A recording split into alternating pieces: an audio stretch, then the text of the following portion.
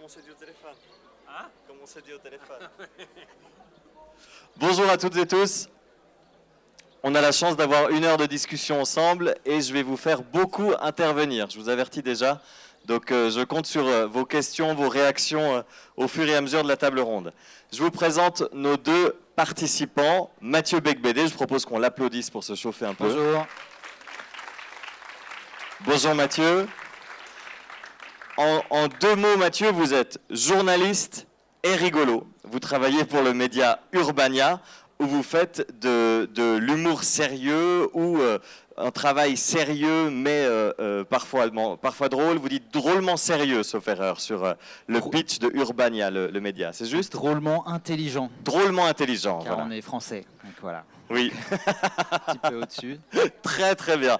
Et Thomas Wiesel, que je vous propose d'applaudir aussi. Bonjour. Thomas, vous êtes humoriste et vous utilisez très régulièrement l'actualité comme matière première, que ce soit à la télévision dans 52 minutes ou l'excellente émission Les Beaux Parleurs sur la RTS. Vous faites aussi des chroniques d'actualité. J'ai une première question pour vous, Mathieu Becbédé. Vu que j'ai dit journaliste rigolo, rigolo c'est pas très sympa, mais humoriste ça veut pas dire grand chose non plus dans votre cas. Donc est-ce que quand on est journaliste et qu'on fait de l'humour, est-ce qu'on est plus journaliste ou moins journaliste parce que quand même on fait de l'humour? C'est une excellente question. Je pense qu'on est encore plus journaliste parce que quand on fait de l'humour, tu me diras ce que tu en penses, mais j'ai l'impression qu'il faut coller exactement aux faits, à la réalité des choses en tout cas, pour que ce soit drôle. Sinon, l'humour tombe à côté. Ou alors ça devient complètement absurde et ça n'a plus trop de sens. Donc je pense que pour être journaliste et marrant, il faut être doublement journaliste, c'est-à-dire quand on fait une blague, il faut vérifier si ce qu'on dit, on dit pas des bêtises, en faisant un raccourci, en essayant de créer un effet d'humour. Et donc c'est pour ça qu'il faut coller, être d'autant plus journaliste, je pense. Qu'en penses-tu, Thomas ? Non, attendez, je vais vous cuisiner encore un tout petit peu sur le drôlement intelligent, parce que je me mettais à votre place. Donc, ok, Urbania, c'est un pure player, c'est un média en ligne. Vous avez des millions de vues sur essentiellement de la vidéo, mais vous faites aussi un peu de texte. Et vous devez montrer que vous êtes un vrai média. Donc, vous avez une vraie équipe de journalistes. Donc, vous devez démontrer votre crédibilité. Et d'un autre côté, vous voulez ne pas vous prendre au sérieux, être marrant. Un peu l'école Guillaume Meurice avec lequel vous avez récemment collaboré. Comment est-ce qu'on fait ça pour avoir l'air crédible, mais pas chiant, c'est-à-dire avoir l'air crédible et être drôle? Je pense que la clé, c'est la sincérité, enfin en tout cas une sorte d'honnêteté intellectuelle. Parce qu'il y a beaucoup, j'ai l'impression qu'il y a beaucoup de non-dits, enfin c'est pas le bon terme, mais il y a beaucoup de représentations dans les médias en général. Ça peut être un présentateur télé qui prend un ton très sérieux pour aucune raison logique, finalement, parce qu'on pourrait très bien dire ça en rigolant, quoi.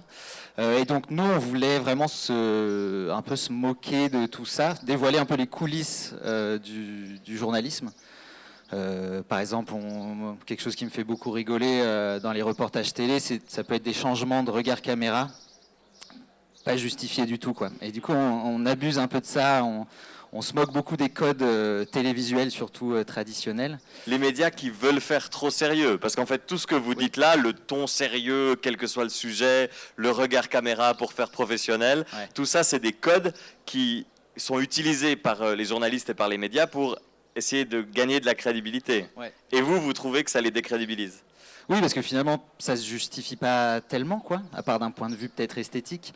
Mais sinon, il n'y a pas vraiment de justification. En tout cas, ça ne change rien au contenu de l'info, quoi. C'est juste de la forme. Et ça nous fait beaucoup rire. Et du coup, en apportant cette autre vision, cette espèce de coulisse, et ben peut-être que ça nous rend crédible. En tout cas, on a cette sincérité de dire, en fait, le journalisme...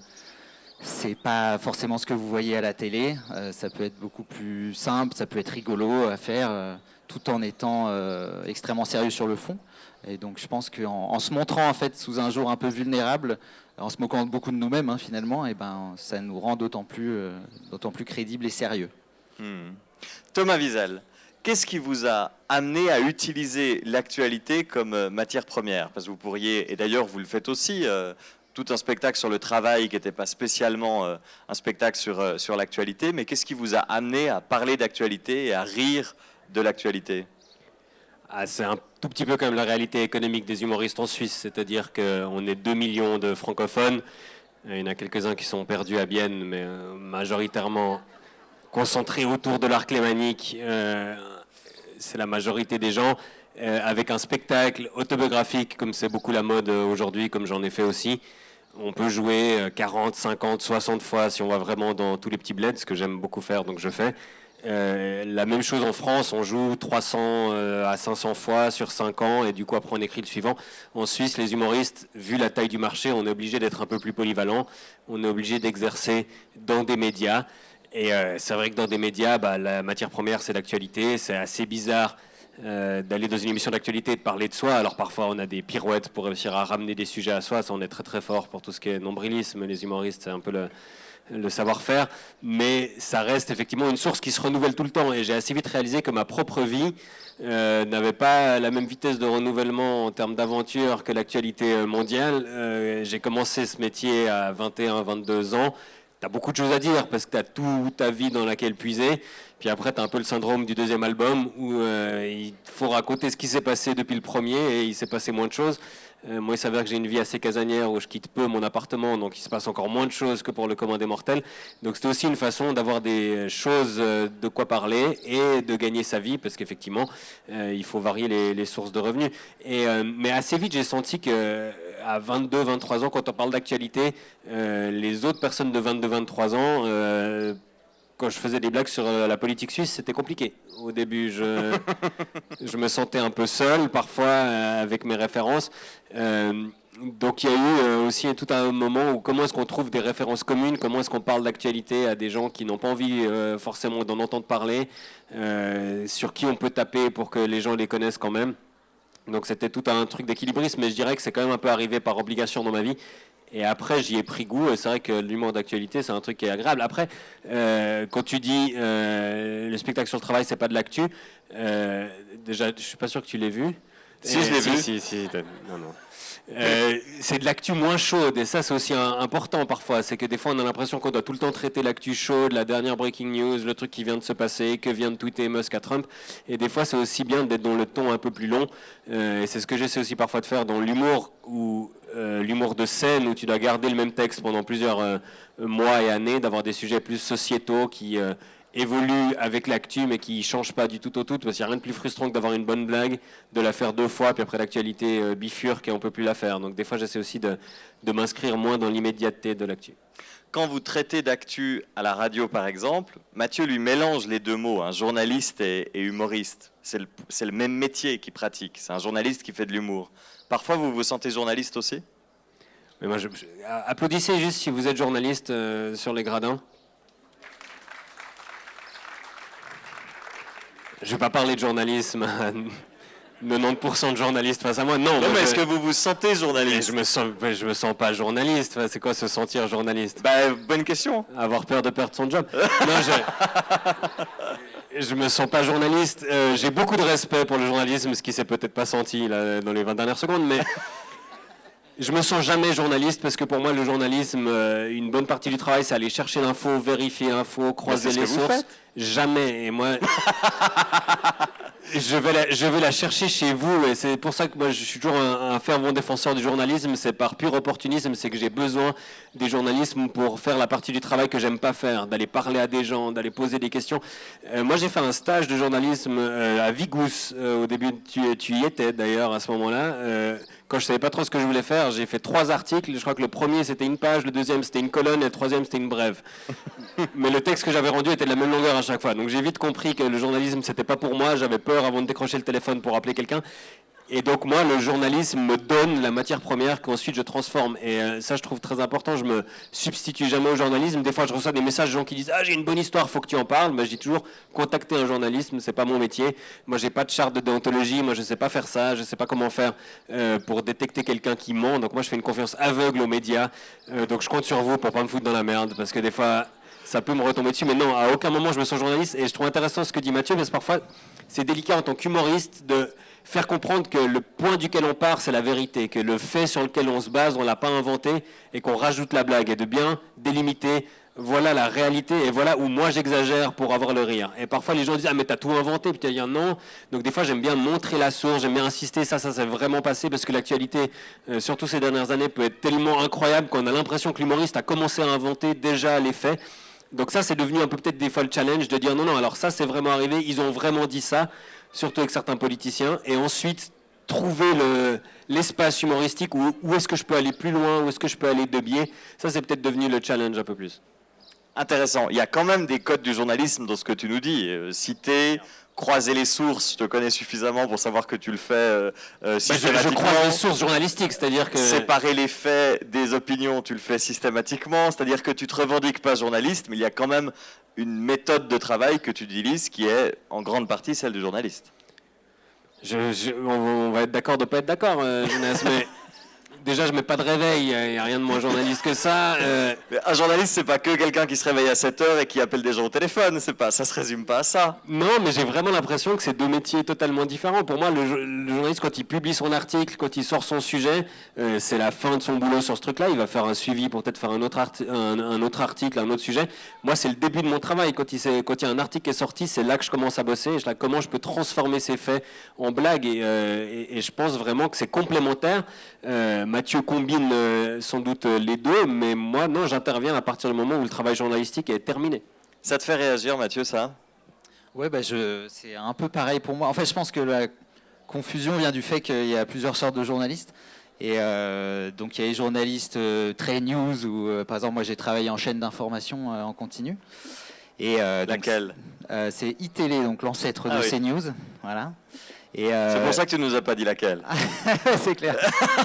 C'est news, je suis présentateur en fait. Non, et c'est vraiment un travail qui n'est presque pas du journalisme. C'est-à-dire qu'on reçoit des dépêches de l'AFP, on modifie le titre et on les publie à la chaîne, quoi. En gros, c'est ça le travail.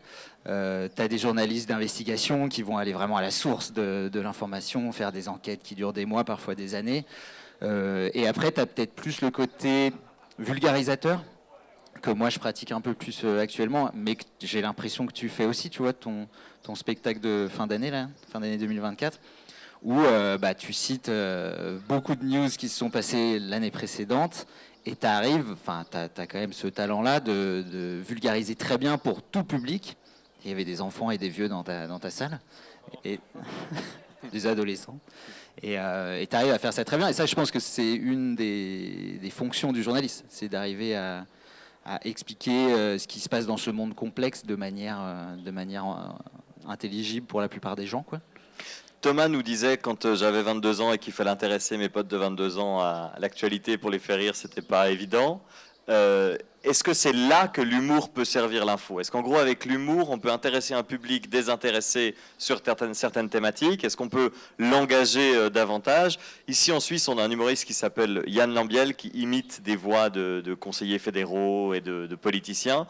Et on a beaucoup dit, il y a une dizaine d'années et un peu plus, qu'une partie du public a commencé à s'intéresser à la politique grâce à cet imitateur. Qu'ils avaient découvert l'existence d'un conseiller fédéral, qui est l'équivalent d'un ministre chez vous, ou même d'un président, et qu'on le découvrait à travers l'imitation humoristique. Est-ce que toi, tu as aussi des expériences comme ça, des sujets qui créent très peu de clics, très peu d'intérêt, et en fait, en faisant de l'humour, on arrive à voir un intérêt tout à coup du public sur ce sujet qui n'était pas intéressant ? Oui, il y a plein de manières d'arriver à rendre intéressant un sujet qui a l'air pas intéressant. Par exemple, dernièrement, j'ai publié une vidéo, c'est une interview de Bernard Friot, je ne sais pas si vous connaissez, qui est un penseur communiste, qui a une théorie qui s'appelle le salaire à vivre. Il voudrait que tout le monde soit payé, même si tu travailles ou pas, que je trouve très intéressant.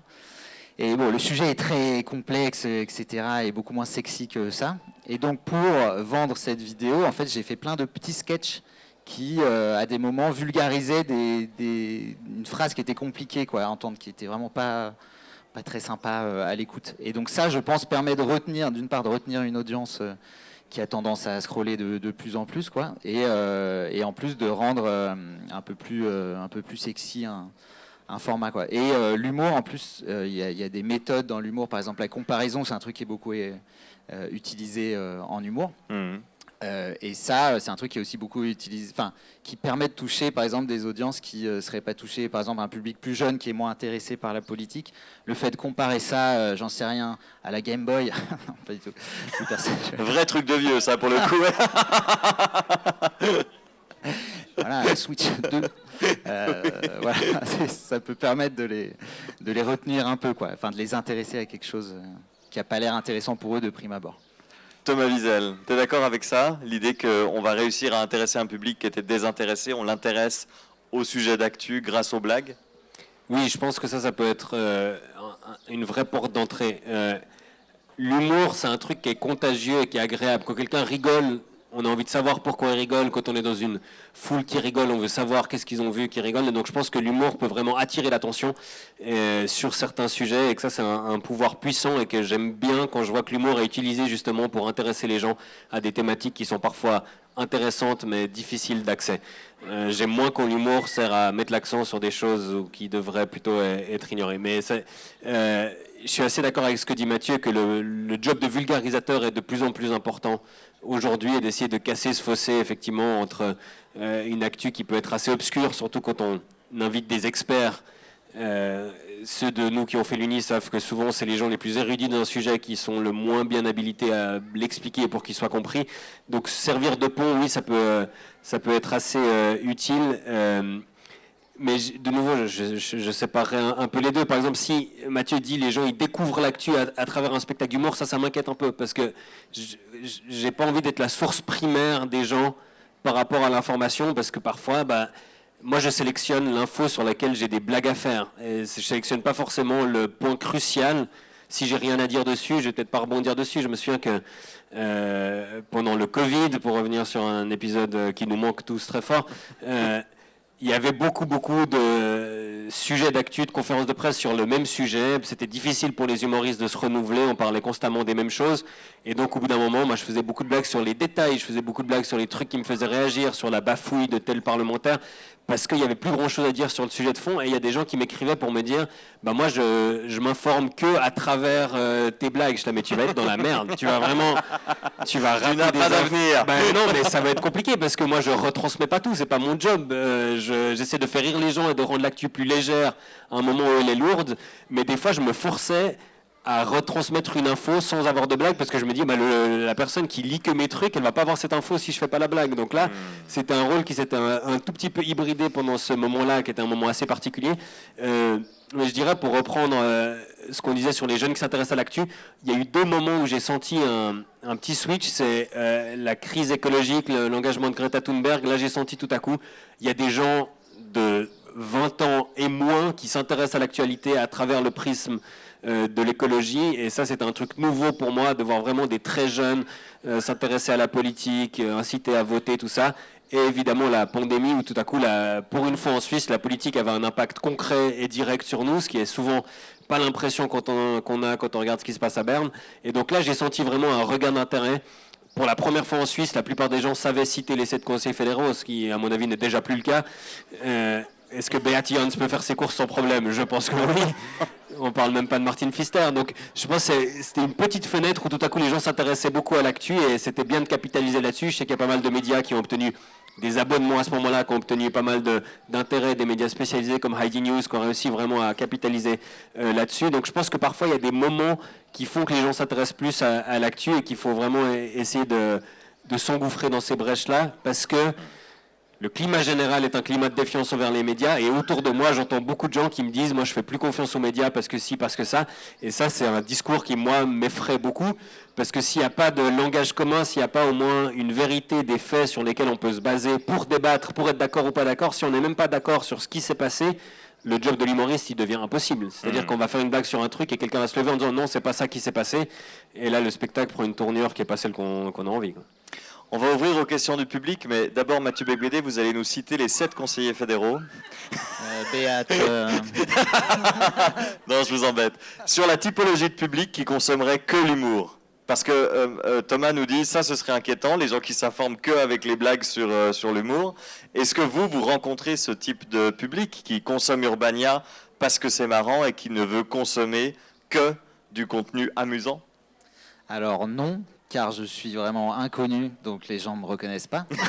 Donc je Vous parle faites pas à des mon public. événements avec Urbania, par Ah exemple. oui, Vous oui, rencontrez je quand même des gens parfois. Oui, oui, c'est vrai, c'est vrai. Oui, mais à chaque fois, j'ai l'impression que c'est vraiment un juste milieu entre information et humour. Les deux sont assez. Enfin, c'est un public qui est assez friand des deux. Et en plus, Urbania France, c'est quand même un média qui est assez engagé politiquement. À droite complètement, voilà, du côté du nazisme. Et on rassemble du coup aussi ce public-là, qui est un public beaucoup plus retenable que des gens qui ne sont pas engagés politiquement. Donc voilà, on a aussi ce mérite-là. Mais je reviens sur ce que tu as Sur le dit. fait que c'est... Est-ce que vous pourriez faire un média d'humour qui n'est pas engagé? Parce que s'il fallait placer politiquement Thomas Wiesel, je ne le placerais pas très loin de Urbania. Ouais. Et vous êtes deux représentants de l'humour qui sert l'info et aussi engagé. Ce n'est pas le sujet du débat là, mais il y a aussi quand même cette composante-là. Est-ce qu'elle est nécessaire dans l'équation? Oui, je pense qu'on est obligé de se placer en tout cas politiquement quand on fait de l'humour. Il y a de l'humour de gauche, il y a de l'humour de droite. En France, à droite, je vois Gaspard Proust, mais après je vois plus grand monde. Donc oui, il est suisse. C'est vrai qu'il est suisse, Gaspard Proust. C'est vrai? Oui. Ah, je savais pas. Pardon. Bon, bah, en France, il n'y en a pas. Arrêtez avec l'appropriation culturelle immédiatement. Non, mais vous aurez des Baffy, Bigard, des humoristes qui sont pas très à gauche, Oui, mais qui sont plus sur. mais qui sont pas sur l'actu quotidienne. Ouais, voilà, c'est ça. Donc oui, je pense qu'on est obligé de se placer sur un spectre politique quand on fait de l'humour. Je ne sais plus la question, pardon. Non, mais c'était ça. C'était ouais. est-ce que ça va avec donc, un humour et de l'info, mais aussi engagé. Thomas, ça te fait réagir ça? Je suis pas sûr qu'on soit obligé d'être engagé, mais de mon expérience personnelle, les humoristes suisses, en tout cas, dont je connais les opinions qui sont pas de gauche, font de l'humour moins engagé. J'ai l'impression que c'est plus difficile de faire l'humour de droite engagé, et l'humour de droite a tendance à peut-être justement à piocher, à caricaturer ce qui s'est passé des deux côtés, à ne pas donner d'avis personnel. Tu parlais des imitations, moi je pense que c'est un bon exemple. Quand on fait des personnages, on peut lui faire dire des choses sans que ça trahisse l'opinion de l'artiste qui est derrière. Donc je pense qu'il y a un humour désengagé d'actu, mais où l'opinion personnelle de l'artiste ne transparaît pas. J'ai vraiment en Suisse des humoristes de droite engagés, je n'en vois pas. Gaspard Proust, mais il a quitté la Suisse il y a très longtemps et on va s'arrêter là sur Gaspard Proust. Mais je pense que, je ne sais pas pourquoi, c'est plus facile d'être un humoriste de gauche engagé en termes de posture. Je pense que l'humour a une petite vocation à être un contre-pouvoir. Je pense qu'en Suisse, le pouvoir, malgré ce que parfois on peut lire qui me surprend, n'a jamais été à gauche au niveau fédéral. On peut douter qu'il le soit un jour tant que les Suisses allemands existent. Donc, un humoriste engagé de gauche sera toujours un peu dans la minorité. Alors à Lausanne, on est un peu Stalingrad sur Léman, donc c'est un peu une exception où quand tu es au PS, tu es déjà au centre droit. Donc il y a toujours des postures où tu seras un peu dans la majorité, mais j'ai l'impression que l'humoriste doit taper sur plus puissant, que ce soit pour être très audible quand il est engagé, et qu'en Suisse, plus puissant que soi, c'est les banques, c'est les grosses entreprises, c'est les politiciens bourgeois, et donc c'est pour ça aussi peut-être qu'on a l'impression qu'on est tous à avoir la même opinion, ce qui est vraiment pas le cas, mais simplement je pense que ceux qui la disent ont tous la même opinion, et les autres ont tendance à plus un peu la taire et à grommeler qu'il n'y a que les humoristes de gauche qui fonctionnent, ce qui n'est pas forcément vrai non plus. Avant de prendre une première question, j'aimerais vous faire réagir à une phrase entendue dans mon environnement professionnel pour anonymiser. Vous allez quand même pas nous demander de faire rire sur Gaza. Je vous lance pas sur Gaza, je vous lance sur le fameux est-ce qu'on peut demander à être drôle sur tout? Est-ce qu'on peut, vu que vous devez être un média d'humour Urbania, enfin qui a de l'humour et que vous avez vocation à traiter toutes sortes de sujets, est-ce que vous allez faire de l'humour sur vraiment toutes sortes de sujets? Oui, parce que effectivement l'humour est un contre-pouvoir. Donc quand on parle de Gaza et qu'on fait de l'humour avec le conflit israélo-palestinien, on tape pas ou très rarement sur les Gazaouis, quoi. On sait, enfin on se place dans la position du plus faible, quoi. Et donc quand on fait rire sur Gaza, en réalité on fait rire sur Israël, ce qui permet de parler de ce qui se passe de terrible à Gaza. Tout simplement. Mais oui, on a fait, j'ai fait une vidéo, j'ai résumé le conflit israélo-palestinien en 59 secondes. qui était vraiment très sympa à faire. Et donc là, on est obligé de faire des raccourcis, et pour faire des raccourcis, on est obligé de faire des blagues. Et ça a été plutôt bien reçu. Alors voilà, dans toute proportion gardée quand on parle du conflit israélo-palestinien. Mais les gens ont plutôt Plutôt apprécié. bien reçu, ça veut dire il y a eu un shitstorm, c'est ça? Ouais, seulement 4 menaces de mort. Bon. Non, ça a été. Okay. Et ça a très bien marché. Les gens étaient un peu friands de ça. Donc oui, je pense qu'on peut rire de tout tant qu'on se place au bon endroit, quoi. Thomas? Dans toute situation, il y a de l'humour, il y a de la drôlerie. Moi, je me souviens d'avoir vu enfant le film La vie est belle avec Roberto Benigni, où le gars fait des blagues dans un camp de concentration. Certes, c'est pas une histoire vraie, mais il y a cette dynamique que l'humour peut aider à accepter les situations les plus douloureuses. Je dirais pas que c'est le plus facile, ces sujets-là. Parfois, on nous reproche de s'attaquer à ces sujets-là parce que c'est le sujet qui fait le buzz. C'est vrai qu'on prend des risques en tant qu'humoriste quand on prend un sujet polémique comme celui-ci, parce que si la blague tombe à côté, il reste le propos qui peut être choquant. Donc on a vraiment moins le droit à l'erreur. Si on fait des blagues sur le couple, si ça fait pas rire, bah voilà, on a dit un truc sur le couple, il n'y a pas tellement de conséquences. Quand on fait des blagues sur Gaza et qu'on rate sa blague, ce qui m'est arrivé beaucoup de fois dans ma carrière, eh ben, il reste le propos qu'on a dit derrière, qui peut-être sans la blague peut être un peu compris de manière choquante. Donc il faut faire plus attention. Quand je fais des chroniques là-dessus, c'est les rares que je fais relire. Pas par toi, parce que tu n'as jamais le temps, mais par d'autres personnes pour être sûr, est-ce qu'on comprend ce que je veux dire? Est-ce que là, tu as saisi le sens de ma blague? Parce qu'on sait qu'une blague mal comprise peut vraiment se retourner contre son auteur. Mais je pense qu'effectivement, il n'y a pas de sujet à éliminer a priori. Je pense qu'il faut avoir l'intelligence de se censurer a posteriori quand on n'a pas réussi à être drôle et pas se dire mais j'ai l'obligation de parler de ça. En tant qu'humoriste, parfois on reçoit des gens qui nous disent faut que tu parles de ça, faut que tu parles de ça. J'assume de plus en plus quand j'ai rien à dire bah non, j'ai rien à dire, et donc je vais pas par prétexte, parce que c'est le sujet dont il faut s'empoigner, m'inventer un propos. Ça, je pense que ça peut être dangereux. Mais peu importe la tragédie, je pense qu'il y a toujours la règle à respecter, le mort kilométrique, les journalistes connaissent bien si c'est très proche de chez nous. On a vu que Blackton, il y a eu un seul mort pour l'instant, et pourtant on fait quand même très attention parce que c'est proche de chez nous. Il y a le temps, quand quelque chose vient d'arriver, qu'on est encore en train de processer la tragédie, on fait peut-être plus attention au sens de nos blagues. Mais dans chaque histoire, les attentats en France ont été une source d'inspiration pour les humoristes. Il y a eu des trucs très très drôles. Dans la tragédie, on va trouver des choses drôles pour alléger le climat ambiant. Et ça, je pense que c'est aussi un des rôles des humoristes. Je me souviens quand la guerre a éclaté en Ukraine, dans les bunkers, pendant les bombardements, il y avait des comédie clubs. Il y avait des gens qui prenaient un micro, qui venaient faire des blagues sur la Russie. Et ça avait un succès fou parce que dans ces moments-là, l'humour permet aussi de rassembler, de se sentir plus fort et de se dire que la vie continue.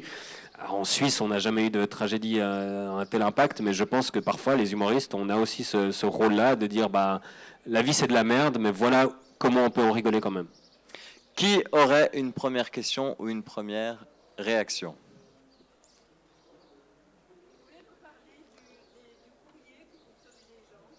Le courrier. Ce que vous recevez comme message par email ou... Et si vous y répondez? Madame vous a écrit et vous n'avez toujours pas répondu d'ailleurs. Je pense que dans... Non, jamais. Non, madame m'a jamais écrit. Ça peut commencer. Mais dans toute ma carrière, je dis carrière, ça fait quand même bientôt, 12, 13, 14 ans que je fais ça. J'ai reçu, je pense, au terme de courrier manuscrit par la poste, j'ai reçu quelques-uns. C'est pas les plus équilibrés qui continuent d'employer ce moyen. Après, dans la correspondance au sens large virtuel, je reçois beaucoup de choses. Je fais l'effort de tout lire. Je pense que pour ma santé mentale, ce serait mieux pas. J'ai commencé à faire ça, j'arrive plus tellement à arrêter. J'essaie de répondre quand c'est constructif. Même si c'est constructif dans le sens inverse de ce que j'ai dit, si c'est des gens qui débattent contre moi, j'essaie de répondre, en tout cas de dire que j'ai lu. Et je trouve que c'est important aussi, quand on fait de l'humour sur les plateformes, où on n'a pas le public face à soi, ce qui est le cas à la télé ou à la radio, où les gens qui reçoivent les blagues ne sont pas présents dans la pièce, de ne pas se fermer à ces réactions-là, parce que ça permet aussi de se rendre compte, justement, si je reçois 15 fois la même réaction de quelqu'un qui n'a pas compris la blague, c'est ma faute. S'il y a une personne sur 100 qui l'a pas compris, peut-être lui qui était bourré. Mais s'il y a vraiment un truc constant, c'est moi qui ai mal formulé mon propos, donc ça me sert un peu de baromètre. Après, dans une salle, c'est différent, et je pense que c'est peut-être pas le sujet de cette table ronde, mais on a déjà peut-être oublié le sujet de cette table ronde. Mais est-ce que l'humour peut servir l'info? Ok, alors ça parle pas de ça, ce que je vais dire, mais je vais le dire quand même. dans une salle fermée de spectacle, il y a une unité de temps, de lieu qui fait qu'on peut aller peut-être parfois plus loin, que nos intentions sont plus claires et qu'on a une réaction immédiate. Donc quand on voit que le public nous lâche, on peut s'arrêter, on peut expliquer, on peut dire « Oh merde, là je vous ai perdu ».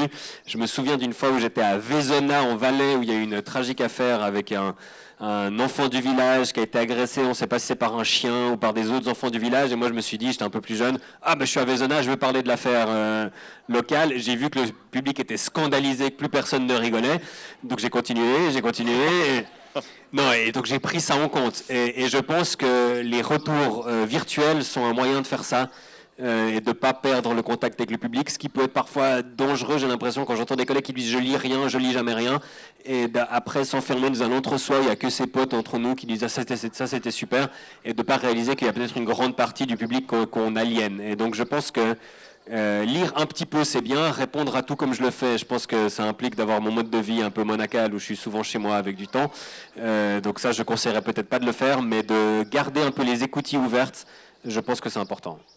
Mathieu Becbédé, vous êtes d'accord avec ça? Lire le courrier, ça évite de faire les blagues de mauvais goût? Oui, complètement. Moi, je reçois aucun courrier, mais je poste. Donc vous avez une boîte aux lettres quand même? J'ai une boîte aux lettres, mais non, j'ai toujours pas de courrier. Non, mais les commentaires, voilà, on a les beaucoup messages. de commentaires Oui. parce qu'on poste beaucoup de vidéos sur les réseaux sociaux. Et c'est vrai que c'est un garde-fou, quoi, parce que moi, je regarde souvent, dès que ça vient d'être posté, je regarde les premiers commentaires qui s'affichent pour voir si j'ai pas raconté n'importe quoi. Les premiers commentaires, c'est ceux qui n'ont pas vu la vidéo, vous savez ça. C'est ça. Ils n'ont pas eu le temps. Et du coup, je tombe en dépression à chaque fois. Exact. Non, je regarde vraiment beaucoup les commentaires rien que pour voir si j'ai pas dit une bêtise et si en plus il y a une blague qui passe pas. Ça arrive, hein, des fois, vraiment il y a quelqu'un qui dit cette blague, c'est transphobe, machin, et des fois je découvre des trucs grâce à ça. L'inconvénient des réseaux sociaux, c'est que c'est trop tard, quoi. C'est que tu as publié la vidéo, le mal est fait. Donc tu peux la dépublier, remonter la vidéo et la remettre plus tard, mais voilà, il y a peut-être moins ce truc de public où tu as le temps de remanier un peu si jamais tu sens que ça se passe mal. Mais oui, heureusement qu'il y a des commentaires, heureusement que ça existe. Est-ce qu'il y a une autre question, une autre remarque? Oui, il va falloir parler très fort, mais...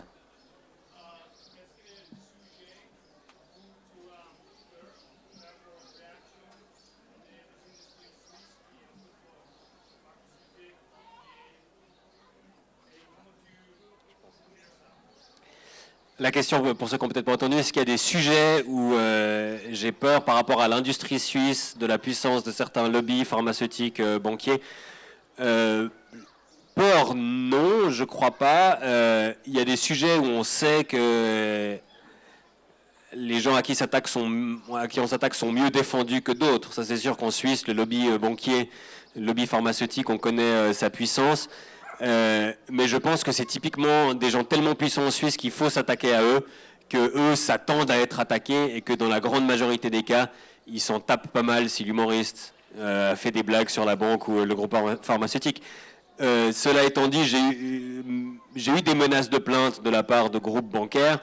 Ça paraît surprenant, hein, mais je me suis toujours demandé s'ils iraient jusqu'au bout et ils oseraient aller au tribunal contre un humoriste. Ça, je pense que c'est peut-être quand même un autogol si tu as UBS. Ah mince, j'ai cité le nom. Ou Crédit Suisse, Crédit Suisse, je peux dire maintenant, de toute façon. Oui, il n'y a plus personne pour défendre. Crédit Suisse face à un humoriste au tribunal, est-ce que peu importe le verdict, c'est déjà Crédit Suisse qui a perdu? C'était un peu l'impression que j'avais. Après, une des fois, j'ai demandé des conseils légaux quand même, parce que j'ai eu un téléphone, une conférence téléphonique où je me souviens très bien qu'il y avait le directeur régional de l'UBS, le conseil juridique de l'UBS, plusieurs personnes de l'UBS et moi en slip dans mon salon et que je m'énervais parce que d'après moi ils avaient tort et que j'étais prêt à aller au combat et un pote avocat m'a dit tu vas perdre beaucoup de temps, tu vas probablement perdre de l'argent, tu vas perdre beaucoup d'énergie et à la fin on ne sait pas qui va gagner mais ce sera probablement eux.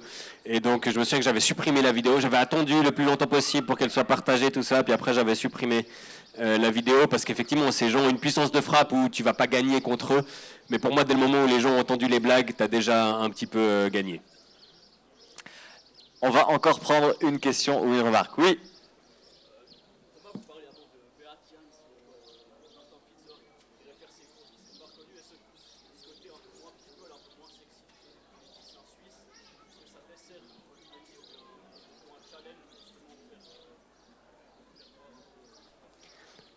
Je répète la question. Vas-y. C'est mon métier, je crois. Vas-y. Tu parlais de Martin Pfister et Bert Jans qui ne sont pas des exemples de glamour et de sexitude. Je cite le monsieur. Est-ce que c'est un problème, ce manque de ces personnages qui sont assez lisses? Est-ce que c'est un problème pour ton métier et pour faire de l'humour? Je pense que tu as dit le mot challenge et je pense que c'est le bon mot parce que c'est effectivement un challenge par rapport à la France qui est un pays extrêmement bien géré où la politique est davantage de la politique spectacle, où il y a beaucoup de personnalités très médiatiques qui sont très connues, peut-être plus faciles à brocarder où les gens ont la référence. En Suisse, bien souvent, effectivement, c'est compliqué d'assigner des traits de caractère à des gens qui sont moins connus. Alors pendant la pandémie, on avait Alain Berset qui tout à coup a eu un profil où on pouvait un peu se moquer de lui, mais ça s'est assorti d'une espèce d'héroïsme qui faisait que c'était aussi un peu plus difficile. Je pense que c'est un challenge de se moquer des personnalités publiques en Suisse qui ne s'appellent pas Roger Federer. C'est un challenge pour une autre raison, ça, mais je pense que c'est un bon challenge parce que personne d'autre va le faire à notre place. C'est-à-dire que des fois, les humoristes suisses, on va un peu couper l'herbe sous le pied des humoristes français et faire des blagues sur les Français. C'est toujours assez bien vu en Suisse. Vous avez vu le rire que vous avez eu quand je me suis moqué de la France. On a un petit complexe d'infériorité qui se traduit par une espèce d'attitude supérieure à la France et on aime bien se moquer d'eux. Mais ils peuvent les faire sans nous, les blagues sur la France. Les blagues sur la Suisse, je ne sais pas si vous avez déjà entendu un humoriste français qui vient faire un spectacle en Suisse et qui essaie de se moquer des Suisses. Il va réussir à savoir qu'on est riche et qu'on est lent, puis après, il commence à galérer à avoir des trucs un peu plus précis. Donc, personne d'autre que nous, les humoristes romans, peuvent faire ces blagues aussi précises. Donc, je pense que c'est une chance aussi qu'on a. Et parfois, j'aime bien être le plus pointu et le plus précis possible, d'aller dans un bled, de faire une blague sur le syndic, le président de la commune, où je sais qu'il n'y a que les gens dans la salle qui la comprennent, parce qu'il y a un truc un peu, cette blague elle est pour nous, c'est pas une blague qu'on peut trouver sur YouTube dans un spectacle d'humoriste américain, et je pense que l'humour a parfois cet ancrage local qui est hyper important, qui a été pour moi révolutionné par les Vincent quand ils sont arrivés, où ils assument, on va parler de sujets suisses avec des accents suisses, des personnages suisses, on va pas essayer d'être généraux et compris en dehors de la Suisse. Et ça, je pense que c'est une richesse qu'on a ici. Et ça m'énerve quand on essaye trop de se franciser, ce qui est souvent malheureusement le cas quand on a de l'humour à destination des réseaux. Parfois, chez l'employeur de Jonas, on nous explique qu'il faut faire des vues, donc il faut que ça puisse être compris en France, que ça puisse être compris en Belgique, et parfois en Afrique francophone, où un francophone sur deux habite, je crois, sur la planète. Et moi, il n'y a rien qui m'énerve plus que ça, parce que moi, je fais des blagues en Suisse, pour un public suisse. Si les Français veulent comprendre, ils ont qu'à aller sur Wikipédia, puis googler les références. Et parfois, au festival de Montreux, j'ai entendu des gens du festival venir corriger des blagues en disant ça, nos téléspectateurs français vont pas la comprendre. Et si je suis dans les parages, vraiment, je m'énerve en disant faites le festival en France si on vous dérange, franchement. Parce que pour moi, il y a un truc. Non, mais c'est une part de l'identité culturelle qu'il faut préserver. Et avec les plateformes, il y a ce risque de lissage et de plus grand dénominateur commun qui gagne. Ou si on fait tous des blagues sur Trump et Musk, on en fait aussi, évidemment. Mais il ne faut pas rechigner devant la difficulté de parler de la Suisse, de parler de sujets suisses. Je veux dire, si les humoristes suisses ne font pas des blagues sur Moutier, est-ce que quelqu'un va en faire? Non, donc c'est à nous aussi d'aller dans ces sujets-là, et je pense que le challenge est à la hauteur de la récompense qu'on peut avoir quand on réussit à le faire. Mathieu Becbédé, est-ce qu'il existe un challenge équivalent en France avec par exemple la province et les humoristes parisiens qui font des blagues sur Paris et qui devraient aussi peut-être davantage, ou c'est peut-être le cas de votre média, s'intéresser à ce qui se passe en dehors de Paris? Alors non, on s'intéresse beaucoup à ce qui se passe à Paris. Malheureusement, on n'échappe pas à la règle. Oui, il y a plus cette disparité en France, en tout cas entre la capitale et le reste de la France, quoi, où on a vite tendance à se concentrer uniquement sur ce qui se passe à Paris, en délaissant complètement le reste, quoi. Et ça s'étend évidemment aux autres pays francophones, hein, bien sûr, le Québec, la Suisse, la Belgique et toute l'Afrique francophone. Oui, c'est clair que ça fait partie des gros challenges, parce que la région parisienne, donc Paris et région, c'est 12 millions d'habitants. On est presque 70 millions, donc il y a quand même les 5/7 des gens qui habitent ailleurs qu'à Paris. Donc c'est énorme, et c'est vrai qu'on n'arrive pas à toucher cette audience-là, je trouve, nous en tout cas à Urbania. Après, ce qui est chouette aujourd'hui avec les réseaux sociaux, c'est que sur un malentendu, on arrive aussi à toucher ces gens-là, qui au détour d'un scroll peuvent tomber sur une de nos vidéos. Mais en leur parlant de Paris. Ouais, alors on parle pas de Paris, non, mais c'est des sujets très citadins, quoi. Oui. On va rarement parler, en tout cas à Urbania, du prix de l'essence, ce genre de trucs, parce qu'on n'a pas de voiture à Paris. Enfin, en tout cas, pas nous. Il y a trop de voitures à Paris, mais nous, on n'en a pas. Voilà, on ne va pas parler de ce qui concerne peut-être beaucoup plus les gens qui habitent en dehors de Paris. Et c'est vrai que c'est très dommageable, surtout pour des thèmes comme l'environnement, etc., qui sont les énormes challenges qui nous attendent. Ouais, il faut arriver à parler à ces gens-là, c'est sûr. Une autre question, une autre remarque. Là, puis là, mais d'abord là.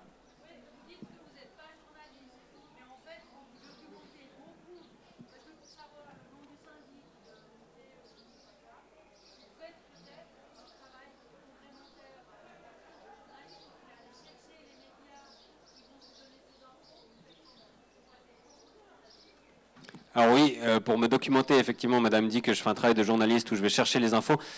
De nouveau, j'ai l'impression de me servir du travail de journaliste. Quand je vais dans un bled, par exemple, un des premiers trucs que je fais, dans un bled ou dans une ville, hein, la seule ville où j'ai de la peine à faire des blagues, c'est Lausanne, parce que j'ai pas de recul, ce qui est un peu fâcheux, mais quand je vais dans une ville, une des premières choses que je fais, c'est que je vais taper le nom de la ville dans un moteur de recherche, et après taper le nom de la ville dans SMD, que vous connaissez bien et auquel j'ai accès grâce à un pote qui m'a filé son code. Et je parlais à quelqu'un qui est là-bas, je crois. Et SMD, c'est une base de données de médias suisses. Et donc, ça me permet de recevoir les articles qui ont été publiés sur cette localité. Et c'est là, effectivement, que je vais trouver les infos. Mais si pour moi, il n'y a pas de travail journalistique qui a été fait en amont, c'est beaucoup plus difficile de faire mes blagues. Mais effectivement, j'ai un travail de préparation des spectacles qui peut être assez long. C'est pour ça que j'y vais en train aussi, parce que c'est assez propice. Suivant où on va, avec la complicité des CFF, bah, c'est long et ça permet de longtemps se documenter. Mais c'est aussi pour moi crucial de savoir où je mets les pieds. Et même parfois, quand ça ne me donne pas de blague directement, ça rend le spectacle meilleur. Parce que j'ai l'impression de connaître un peu mieux les gens et de savoir à qui je parle.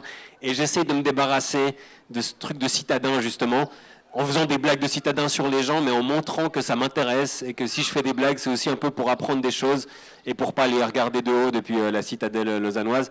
Et donc, je dirais que c'est pas, ouais, peut-être un travail de journalisme de terrain un tout petit peu, mais les fois où je dois parler à quelqu'un pour avoir des infos, c'est tout de suite très compliqué. Donc pour moi, il y a vraiment cet aspect-là du journalisme qui me bloque, c'est d'aller chercher la source directement. Il me faut un journaliste d'abord qui a fait ce job-là. Alors, ici.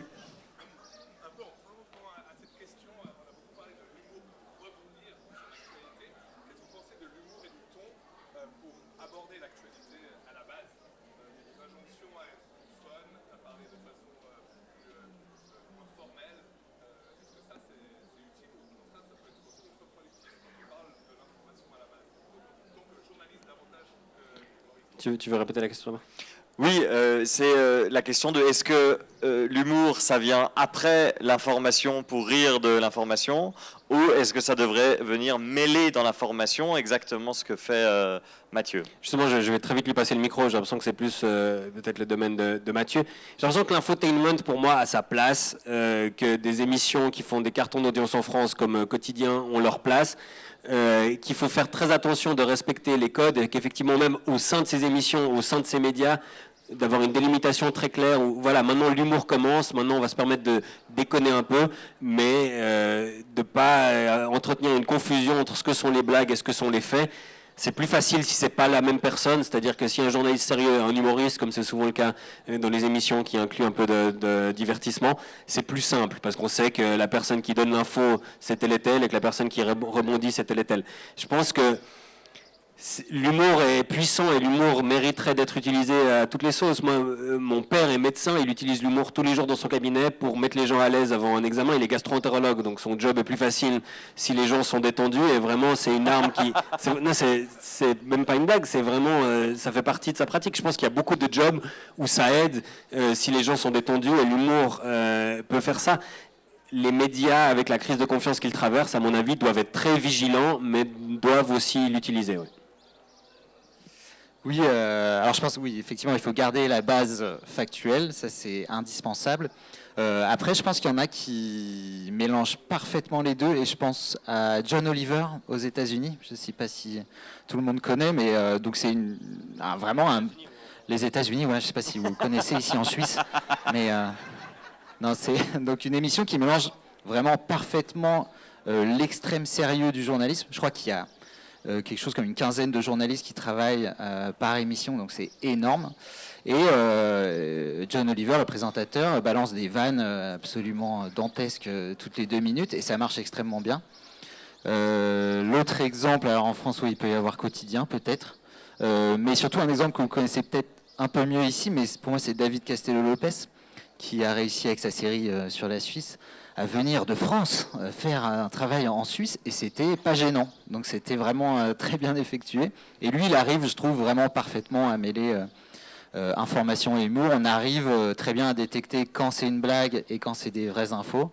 Je trouve le ratio est vraiment excellent avec son Ça, travail. pour le jeune Mathieu, ça a été un déclic de voir Ouais. David Castello-Lopez faire des vidéos au Monde. Ouais, c'était. Oui, David Castello-Lopez a dirigé le pôle vidéo du Monde, donc un poste supposément très sérieux. Et il est arrivé. Je me souviens qu'il a un peu fait ce qu'il voulait, quoi. Alors c'était moins humoristique que ce qu'il a pu faire par la suite avec sa série. Mais c'était beaucoup plus humoristique que ce que le public attendait du Monde. Ouais, d'un coup, il y avait des blagues de journalistes, je trouvais ça hallucinant. Vraiment, je savais pas qu'on pouvait faire ça, quoi. Et franchement, c'est lui qui m'a dit ah ok, c'est possible de mêler les deux, et ça marche super bien. On perd pas en crédibilité, on perd pas en propos. Au contraire, ça permet de mieux retenir les informations. Enfin, c'est vraiment un travail génial, quoi, qu'il a fait, une grande source d'inspiration à titre personnel. Joli. Il nous reste quelques minutes. Une question ici.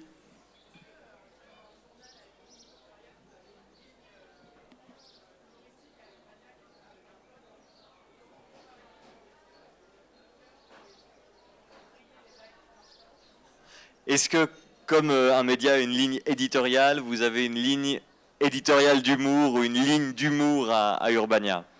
Oui, et tu demandais combien de gens travaillent. Alors on est 2 journalistes à temps plein et on fait appel à beaucoup de freelance, malheureusement, car on n'a pas de sous.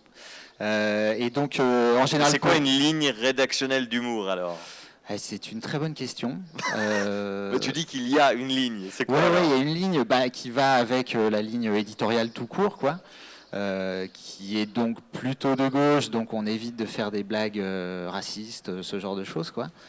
C'est un peu ça la ligne éditoriale. Sauf erreur, c'est respecter la loi. C'est même pas être à gauche, ça, mais oui. En France, non. Ah, d'accord. Non, voilà, on est plutôt dans des blagues qui vont soutenir les minorités raciales ou sexuelles. Ouais, on reste dans notre ligne éditoriale journalistique, quoi, on va dire. Et sur les vidéos, moi je travaille tout seul. Enfin, j'écris, je tourne, je monte, voilà, machin.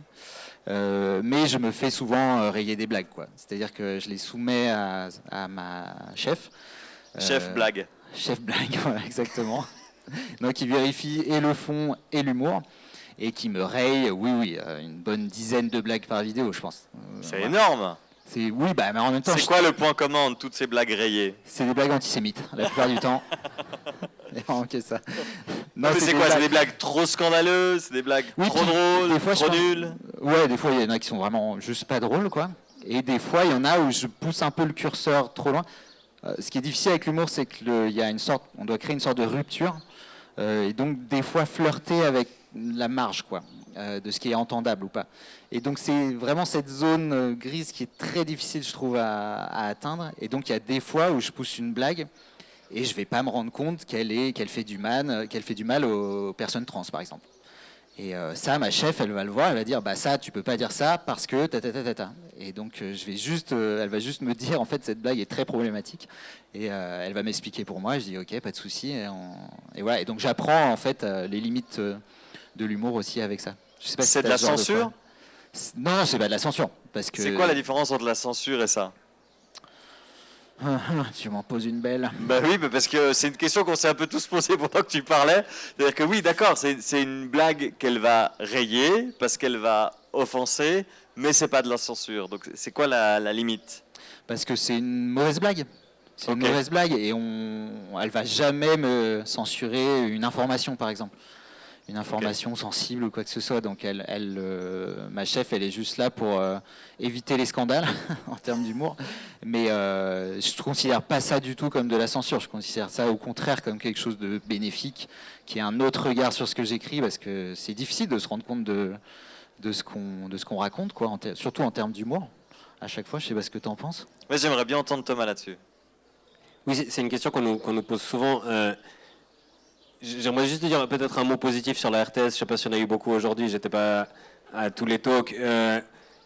Jamais on relit mes textes avant qu'ils passent à l'antenne à la RTS. Je pense que c'est principalement un manque de moyens, mais aussi un peu une marque de confiance.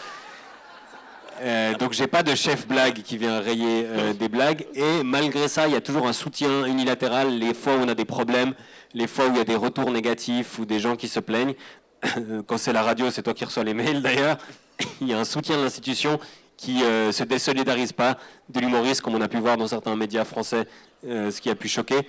L'institution fait bloc devant l'humoriste et ça, je trouve, c'est à souligner. Après, pour moi, la censure, pour moi, il y a une vraie connotation censure d'État. Genre, on ne peut pas dire ça, ou censure d'entreprise, on ne peut pas dire ça parce que ça nous choque, parce que si, parce que ça. Le contrôle éditorial, quand j'ai travaillé dans des émissions en France, il y a un rédacteur en chef qui va dire, bah ça, par rapport à la ligne de l'émission, on n'aime pas trop cette blague, parce que si, parce que ça. Et c'est une discussion, c'est-à-dire que si tu n'es pas d'accord, tu dis, je suis pas d'accord, parce que si, parce que ça. Tu arrives à le convaincre, tu n'arrives pas à le convaincre. Mais il n'y a pas un truc, il n'y a pas un coup près qui tombe, genre ça on veut pas. Je me souviens quand j'étais sur Quotidien dans une autre vie, ils ne voulaient pas faire de blagues sur Hanouna parce qu'il y avait cette espèce de rivalité naissante avec Hanouna. Après, bien après, ils ont commencé à en faire beaucoup et j'étais un peu jaloux, mais on m'enlevait toutes les blagues sur Hanouna parce qu'ils me disaient on ne veut pas alimenter la machine, on ne veut pas donner du grain à moudre, on ne veut pas rentrer dans cette guéguerre et donc on ne fait pas de blagues sur Hanouna. Et moi je dis bah voilà, c'est votre émission, je suis dans votre émission, il y a des codes à respecter. Mais si j'avais voulu insister, peut-être que j'aurais pu en faire passer une, mais des fois c'est... souvent, le regard extérieur permet de réaliser que si la blague était bonne, bah, elle serait passée. Si la blague elle tapait au bon endroit, bah, elle serait passée. Et parfois, quand la personne se trompe, bah, on peut lui dire non, tu te trompes, t'as pas compris la blague. Ah bah peut-être que je l'ai mal formulée. Donc, j'ai jamais été victime de censure à proprement parler, mais je pense qu'il y a une tentation d'appliquer le mot censure à tout ce qui est relecture, et que la relecture peut vraiment améliorer un texte quand elle est faite par quelqu'un dont l'objectif est que le truc se passe bien et dont l'objectif n'est pas de brimer l'artiste. Compris, on aura le temps pour une dernière question, une dernière réaction. Oui.